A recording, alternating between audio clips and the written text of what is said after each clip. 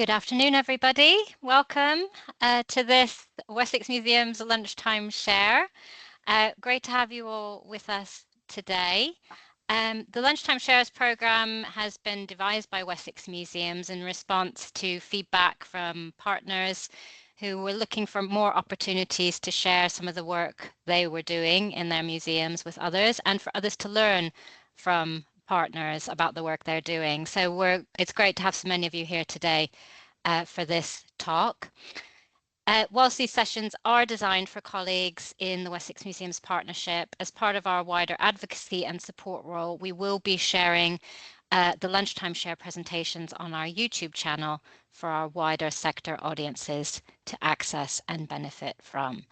So for the purposes of those recordings, my name's Christina Broughton and I'm CEO of Wessex Museums Trust.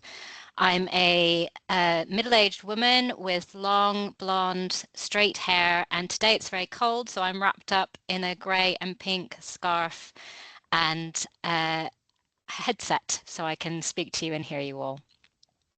Couple of housekeeping points before we crack into the talk. So please do remain on mute with your videos off until the Q&A session at the end.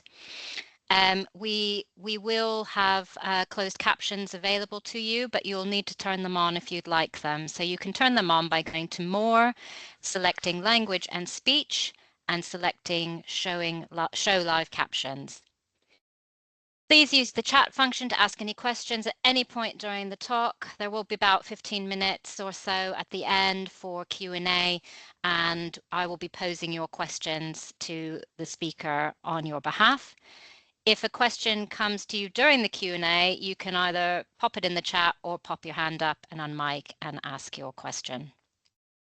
You can also use the chat function if you've got any technical issues throughout the talk today, and you can please direct these to Claire Brown, who's providing tech support for the talk. And as always, we really welcome your feedback after the talk, so there will be a link provided to a short survey.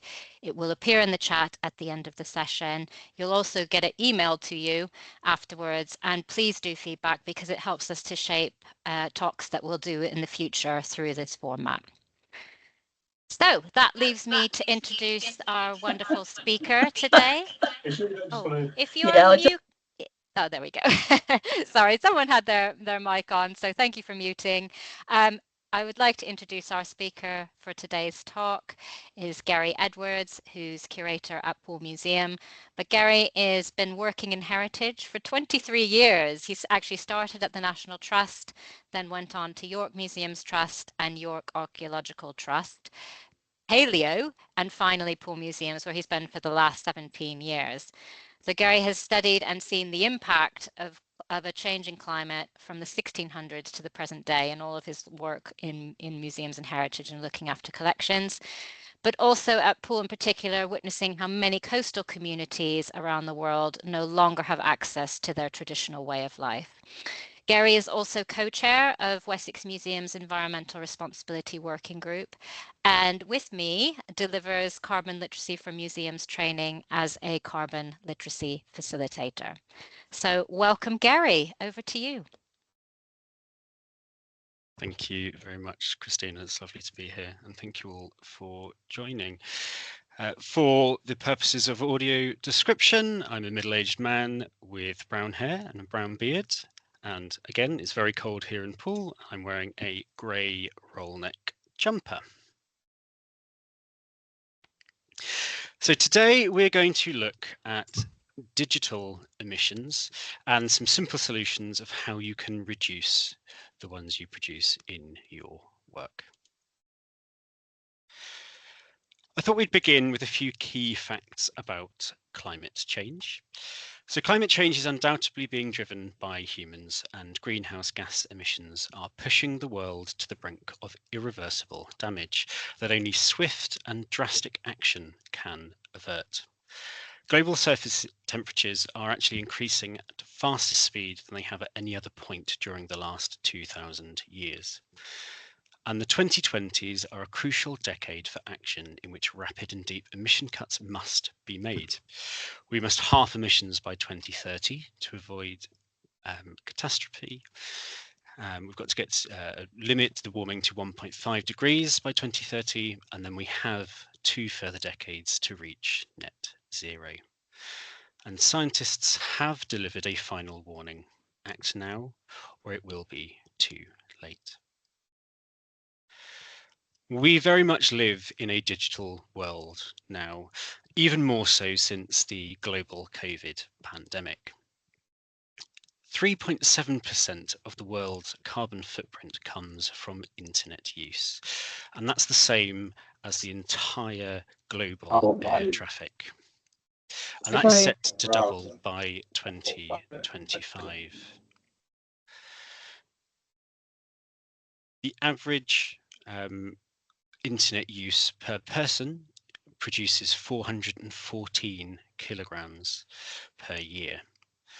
But it's also important to point out that actually only 66% of the world's population have access to the internet. Energy is required to power our tech and to transmit and download data, but also during the production of all of the devices that we use. Carbon dioxide and nitrogen dioxide are produced by all of our digital activities through the power required to operate them. And fluorinated gases are also produced by the extensive cooling equipment required to keep the world's data servers running.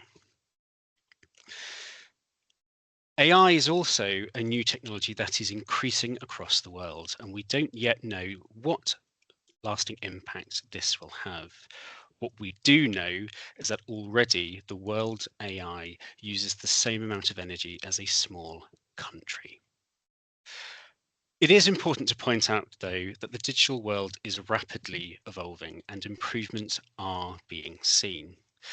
So the purpose of today's share is simply to highlight some simple solutions that you can take on to reduce your footprint. Equipment is a place I thought we might begin. It's a simple place. We all use equipment for our day-to-day lives. The most important thing about equipment is to remember to turn it off when you finish for the day.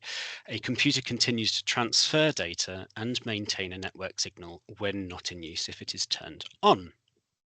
And leaving a monitor on standby overnight will also still use energy. Since the pandemic, many people have moved on to using laptops rather than desktop computers. So you may connect your laptop up to a docking station, which also uses up electricity. This vampire energy, as it is known, is responsible for around 10% of the global energy use. And Renfrewshire Council calculated that 13 tonnes of CO2 per year were being emitted through the vampire energy from its sites. Another thing you might want to consider is whether or not you can refurbish your equipment or purchase refurbished equipment rather than buying in brand new digital technology and equipment. 40 million tonnes of electronic waste is generated every year. And by buying new items, you are contributing to the emissions from the manufacturing process, but also the delivery of those items to the store or to your place of work. Now, here's something we can't get away from. I myself have 136 emails waiting in my inbox to be read. Now, emails are better than letters. A letter has a carbon cost of at least 20 grams. Emails produce emissions at various stages during their life, from the composing, the sending, the receiving, and the reading. In the last few years, the carbon cost has steadily dropped from 6 grams to 5 to 4, and more recent data shows that the average email has CO2e of 0.3 grams. And if you receive emails on your telephone, that's even less at 0.2 grams. But the number of emails that we send and receive is increasing every day.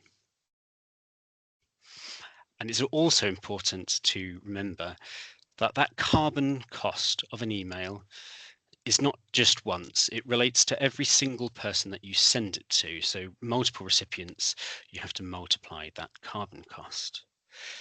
So a few important questions to consider is, does everybody need to know? An email that takes 10 minutes to write and you send to 100 people, but only one of those 100 actually fully reads it, while the other 99 simply glance at it for a few seconds, could produce as much as 26 grams. You might also want to wonder whether you actually need to reply to all of your emails. It might be courteous to send a quick email that just says the word thanks, but that will be costly, particularly if everybody does it. Your inbox is probably full of emails that you've sorted, popped into files. Do you need to keep them anymore? All of the emails that you store on your system do have a cost for storing them. So do look through and periodically delete emails that you no longer need, and make sure that goes for your deleted items folder as well. If they remain in the bin, they're still needing energy to be stored. And you might also wonder why you've even received the email you've received. If you've received something from a mailing list, do you still need to receive it? So do go through and unsubscribe from any emails that you no longer need and you're unlikely to read. And as museums, we probably have many mailing lists ourselves, so it's important to check those are up to date as well, so that we do not send out unnecessary emails. But there are lots of extras with emails, and one of those is a fancy email signature. And I've popped one up on this presentation. Here we go. With this one, I've got my name, a possible job title, a potential email address, telephone number, website. I've got myself a fancy image logo, and even a banner for an exhibition or another museum, perhaps. Now, all of this might add up to more than 1.2 grams. And although just reducing this 1.2 grams isn't a massive impact overall, by changing the way you use your email signatures, it's more likely to change the mindset within your organization and increase a ripple effect that might be felt across the whole sector. If you are sending emails within your own organization, do you even need to include your email signature? And even to external partners and audiences, you won't need to use your signature on every single email. So check your settings and pop it on to just the first email within a conversation. Next up, we've got attachments on our emails. Now, an average email that has an image attachment will go up to 50 grams of CO2e. And a document can be up to 20 grams. The more images or the more documents that you attach, that goes up again. You could consider the cost and actually calculate it. So it's 15 grams per megabyte is the approximate cost of an attachment. So what could you do if you are sending these and you wish to share all of these items? Well, my suggested one here, awesomeobject.tiff, is certainly not the approach to go down. You want to reduce the size of your file. Word documents can be converted into PDFs, and images can be changed to a much smaller version. So use JPEGs instead of TIFFs, and you could even send them as a zipped file. And in the case of images, you can also reduce the resolution of the image that you are sharing. But if you are sharing it to an audience, make sure that you haven't reduced it so much that the point of the image is completely removed. You don't want to be sending a completely grainy, pixelated image. But if possible, it might be a good idea to share a link. Certainly within members of your own organization that will have access to the same storage that you do. A single link, such as the one I've popped in here as an example, can often be wrapped up within that average cost of an email, so it is much more efficient to use links. Another alternative would be to use collaboration apps, such as the one that we are on today for this video call. Using a collaborative messaging platform can reduce emissions quite a lot. It is the same cost, it's that 0.3 grams for doing a chat message on a platform, but you do not have to multiply it by the number of people expected to see it. So if you have a channel in which your entire team is on, it'll just be the single cost for posting that one message. It's also easier to share documents and images on a platform like this because they might all be built into an attached storage method. And if you are using a platform, you might be able to simply describe the name of the folder that you have stored things in, or you could pop in the directory location, but don't include it as a hyperlink. Now, some of these collaboration apps also enable you to download additional extras, whiteboards and post-it notes and all of these kind of things. But as you download those, you are going to add on to your footprint from using the app. So if you don't need them, leave them off. They are there and they can be very useful, but do consider what you need as you do it. Video calls are often part of our way of life now, and meeting in person is often a thing of the past. So if you are having video calls, do consider all of the implications of running them. A single-hour video call for 2 people can produce 157.34 grams of CO2e, and that is before we add in screen sharing of documents, presentations, or video, which will increase that further. By turning all of your cameras off, you might reduce emissions of that call by 96%. The 1-hour video call for 2 people with their cameras off is reduced all the way down to 6.29 grams. So on a large meeting with lots of people, perhaps only the person speaking at any time needs their camera on, but if you're all happy with it, you could all have your cameras off, and it's more like a joint call, and that will reduce down your footprint hugely. I would like to raise a related point to video calls, and that is the streaming of video. You're more likely to stream video at home in your personal lives, but you might show or stream videos directly through team meetings, or perhaps even directly to audiovisual systems within your museums. And a single hour of streaming at high definition will produce 440 grams of CO2e.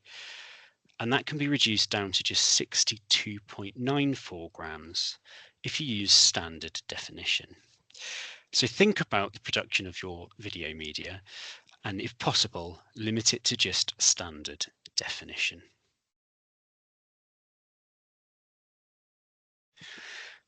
Websites and social media is a really, really complicated thing, and I'm not going to go into it in any great detail here. But an average web page view does produce 1.76 grams of CO2e. And social media platforms, depending on which platform it is, they all vary. Doing an internet search also has a big impact. So 10 searches on Google, and other search engines are available, would have the same footprint as charging 9 smartphones. And as museums, we do produce a lot of our own content for social media and websites. We probably have our own content on all of the well-known platforms for social media, and we probably all have our own websites. So there are a few things to consider. Remove any outdated information that you are storing on your website, because that will have a cost from the storage. But also explore the file formats that you are using. Like emails, use images in the smallest size you can without affecting the impact. A smaller size reduces your footprint, and it also potentially improves your visitor experience because their web page or their social media may work quicker. Now, Google has launched its own file called a WebP format, which is actually 30% smaller than a JPEG. So do explore whether or not you have access to that file type and consider using that within your online presence. Pixels themselves add weight. So use a shallow depth of field, or even once you've taken the image, you could blur the edges, as this could reduce the size of your image by 47%. It's also a good idea to try and avoid the use of carousel images and stick to static images, as the data transfer required to move those images is quite extensive. Save your video at the lowest resolution and keep it short, and also display autoplay functions. Some social media platforms do not have the ability to disable autoplay, so it will depend on the method that you use. I do have a rather staggering bit of information here that might shock you all. The most liked post on Instagram had the same energy consumption as 10 UK households. So that just highlights quite how much energy is required to run bits of social media. When it comes to websites, just remember that a simplified journey has a lower impact. So try and use less drop-downs, links, and individual pages. That might also be better for your user because they'll be able to find the information quicker. Oh, a little smiling face here. Emojis. Are they bad for the planet?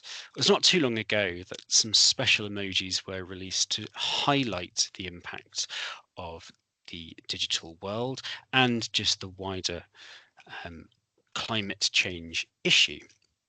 But they do have an impact. Considering what we've already heard about images on social media, the web, and within emails, it probably doesn't come as a surprise that using emojis can increase the carbon cost. But it does entirely depend on how you are using them. If you're using a downloaded application, the emojis are probably included. So using them within a post or a message is going to be low. If, however, you are using a web-based platform, and this might be the case if you are using a joint social media platform and you log on in your web browser, using those emojis will have a higher cost because they are not part of an inherently downloaded thing. They're not stored, so you have to download those emojis each time you use them. And reactions on chats and emails will send notifications when you do them, so the cost is considerably higher by using them there.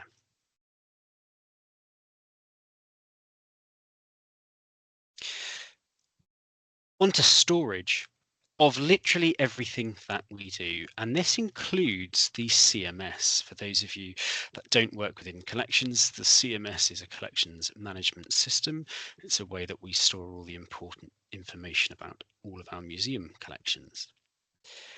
Now, an average of 0.25 kilograms of CO2e is needed per hour per gigabyte to store things in the cloud. That's quite a considerable amount of energy required to store all of our data. When you consider that, it's important that you don't store duplicates across several folders. If you do have access to shared drives, a single copy can be accessed by all the people that needs to use it, so they don't need to hold separate copies on their own.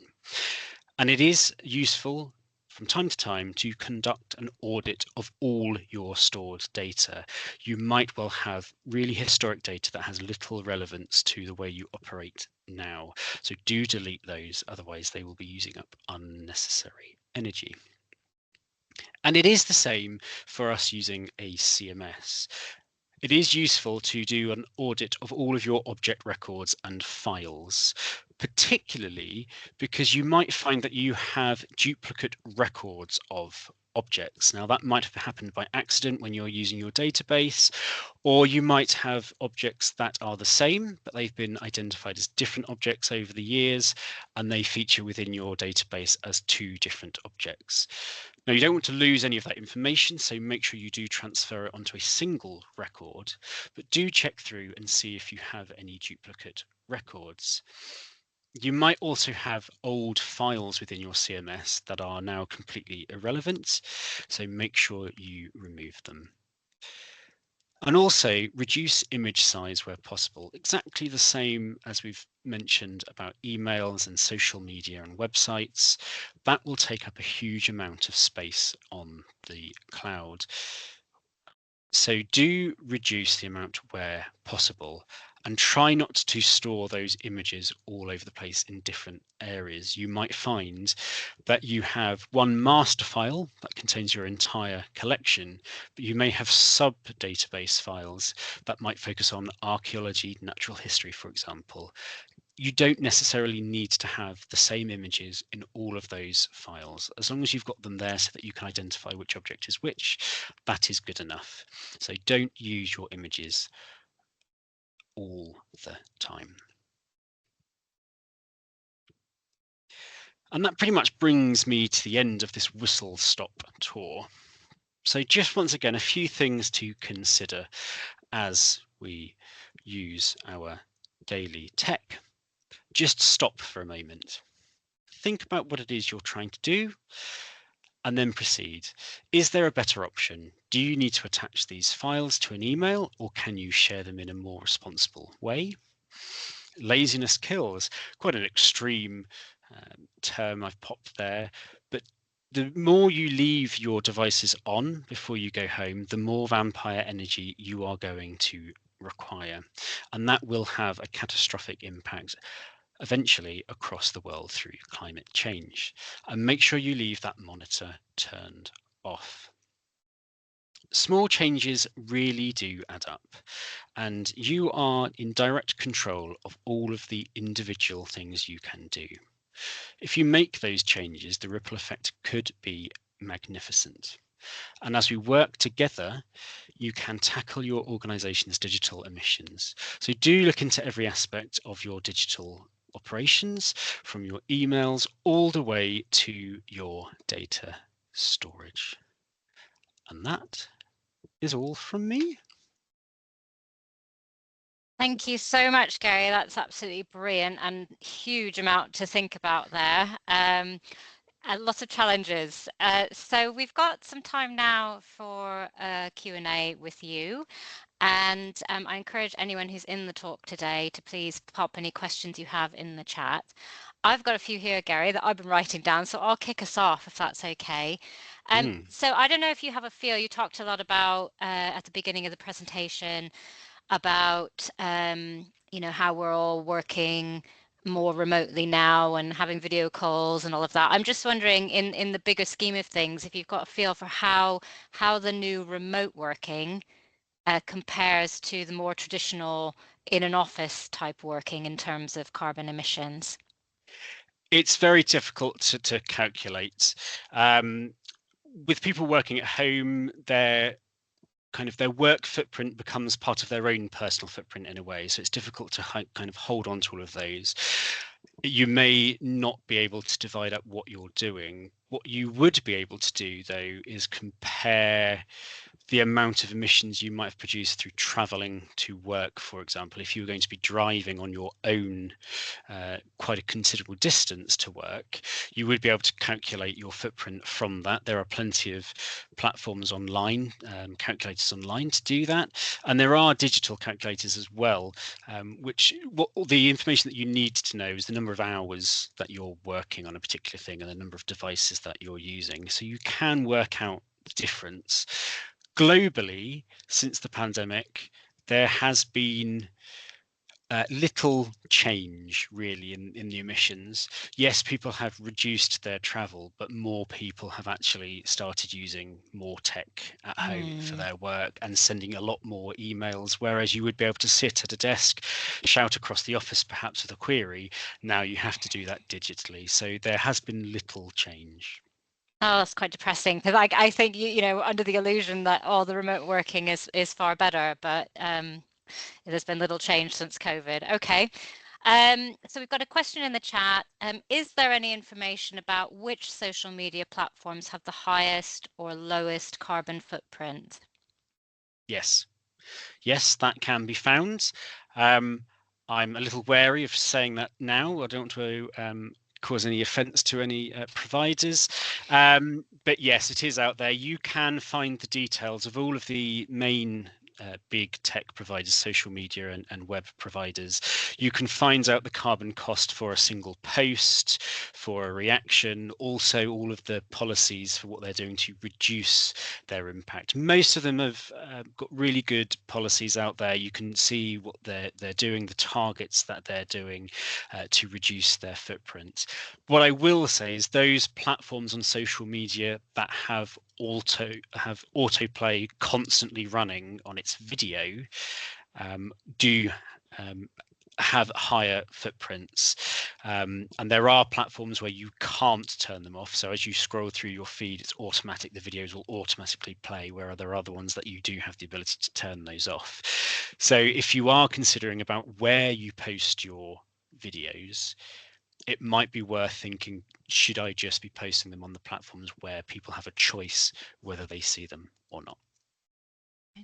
And can I pick up just for myself, because I'm not sure I totally understood. You were talking about emojis and responses earlier, and you said there's a difference between app-based emojis where they're kind of preloaded and web browser. So how does that work in practice in terms of social media? Is it all web, or if I've got Instagram app on my phone and I'm using emojis there, is that the lower emissions? Is that what you're saying? Yeah, absolutely. So if you're using a personal device and you've downloaded it onto your device and you have to update it regularly, every time you update it, that new data will be downloaded onto your device. So that will be less.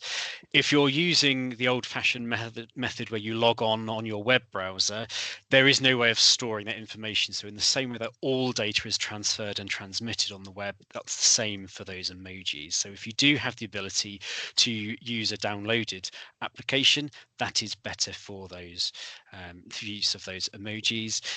And the whole issue of reactions having a higher footprint, it is kind of the same within the same thing. The only difference is that if you do react to somebody's email or post, unless they have turned off their settings to receive notifications that that's happened, they are going to get them. So you will probably have noticed that a lot of email providers now have the ability to react to an email, but you'll get those notifications through. And it's a very similar thing to certainly here at Poole Museum. All of our telephony is now web-based. It's all through one of those collaboration apps that I mentioned earlier. And if you miss a telephone call, you'll get a notification on the system. You'll receive an email that you've missed the call, all of those kind of things.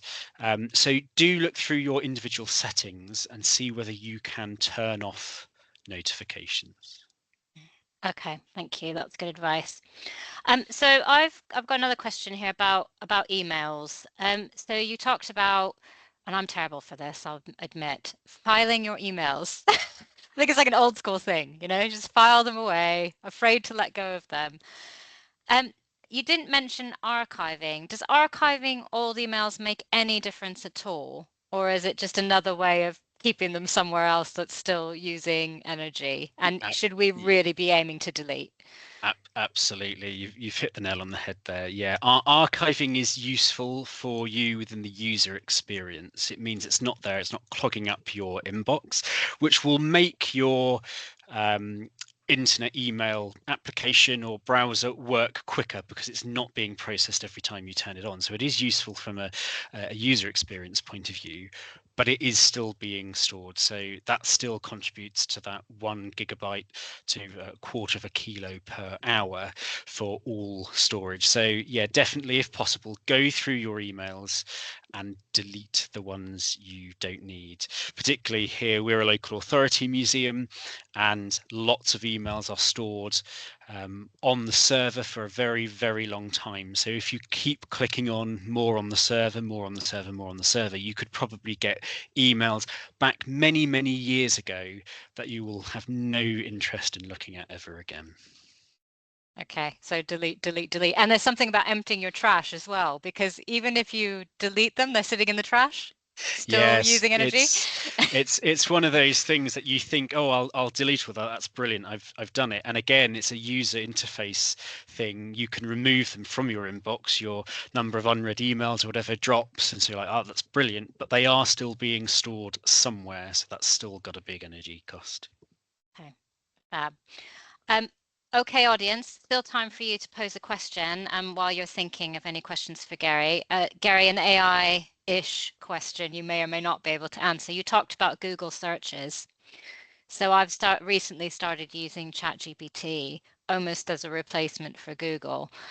Do you have any feel for whether a ChatGPT search, I mean, I ask it lots of questions, is less carbon emitting than a Google search? So one of the things I've noticed with ChatGPT is it won't give you images. And so I think that in itself is probably lower carbon than a Google search would be. But I don't know if you've got any thoughts on that. Yeah, so it's I don't have a definite answer. I have done a bit of investigation around it. And it is a little confusing. You're absolutely right. There are new options available for doing searches, and they do cut a lot of that unwanted thing. There's less ads, there's less images coming up. But the way that the processing works, the algorithm is more complex. It provides you with better, more streamlined results. So that as an operating function requires more data to do that. What it does is that it probably means that you get to your response much quicker. So from an additional energy use of sitting at your computer and scrolling through for hours trying to find the information that you want, kind of that added energy from you being a user is cut down. But whether or not the difference is that great, I don't know. Okay, well, interesting. Lots of things to consider around that. And I thought your other point really early in the presentation about, how we get away from this politeness of always responding to the email and also copying everybody in. I mean, I think that you seem to be saying that that would have a really significant reduction if we just stepped away from those things. Yeah, quite often you'll find yourself you've been copied in as a courtesy, and there might be another 15 people on that email thread. Well, just if it's just, oh, we've done this, we've let you know. If you do have access to one of those shared kind of messaging type platforms, that'll be a much less because it won't be per person, so you can do it that way. But yeah, if you don't have to, quite a lot of emails don't need a response, and if somebody's letting you know something has happened, they're probably quite happy that you found out because they've sent you the email, so they're aware that they've told you. Just sending an email back that says thanks or great or whatever, that's the same cost as any other email that you send. So it doesn't matter unless you start adding those kind of add-ons. An email that takes about 10 minutes to compose, whether it's one word, lots of words, it's going to be the same. The carbon footprint of those emails does need to take into account the screen time, the amount of time that you use to compose it, also the time it takes for somebody to read through that email as well. So it all comes together for that. So yeah, one word can have the same impact as lots of words. Brilliant. Okay, thank you. Well, there's no more questions coming through, Gary, but I think it's been a really interesting. Oh, a hand's just popped up as I said that. Sorry, Susie. I'm back. Sorry, I'm just going to say, I'm for myself and a couple of other Poole Museum colleagues were unable to type in the chat. Oh, okay. I'm not sure but why that is. Yeah, I'm not quite sure, but I just wanted to say this has been a real eye opener, especially as a marketing officer who needs to use social media on a regular basis, and it's all about the reach and engagement and getting as many likes and shares as possible. So actually, we should all be looking at the various platforms response to this in the future, shouldn't we? So yeah, thank you very much. I just wanted to just put that on in the meeting. Thank you, Susie. Really helpful. Yeah, absolutely key to marketing. And I think, you know, for all of us, this presentation is hopefully giving you a lot of food for thought, and everyone can just take a pause as they're working digitally and think about these things. One of the things that we've recently done at Wessex Museums is exactly what Gary was describing about email signatures.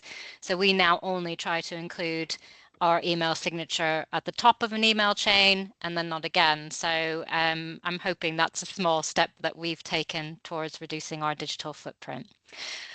Well, thank you very much, Gary. It's been a fantastic talk, and I'm sure you've given everyone a lot to think about. So there's just a couple minutes left for me to tell you all about our next Lunchtime Share, which will be a case study of the wonderful Fashioning Our World project, which was led by Salisbury Museum, also working with Dorset Museum in the partnership. And Katie England will be with us in February, date to be confirmed, to talk about this fantastic project where she worked with a number of young people to explore the fashion collections, both at Salisbury and Dorset Museums, to look at themes around climate and, again, how we can reuse around fashion in particular. And the project resulted in this amazing exhibition, which you can see a photo of here. And I don't know if you all saw, but it was recently nominated for Best Project at the Museums Change Lives Awards at the Museums Association Conference. Unfortunately, they didn't win, but it's amazing to be shortlisted, and huge credit to them for getting that recognition. And I think it was earlier this week, they also have been awarded a new big grant from the National Lottery Heritage Fund off the back of this project to do a new project, Fashioning Our Future, again looking at this model of working with young people on fashion collections. And they'll be working with the Blandford Museum of Fashion and Southampton City Art Gallery. So exciting work ahead as well. And I'm sure we'll all look forward to hearing from Katie on that project. Details about how to book onto that talk will be coming out soon when we've got a date in place, and we hope to see some of you there. So thank you again for joining this Lunchtime Share. I hope you'll join us again for the next session. And do please take time to fill in the short survey. I don't know if we've got a link for that, Claire, for the chat, but if not, you will get one via email after this. And thank you again all for joining us today, and we'll see you next time. Have a good afternoon.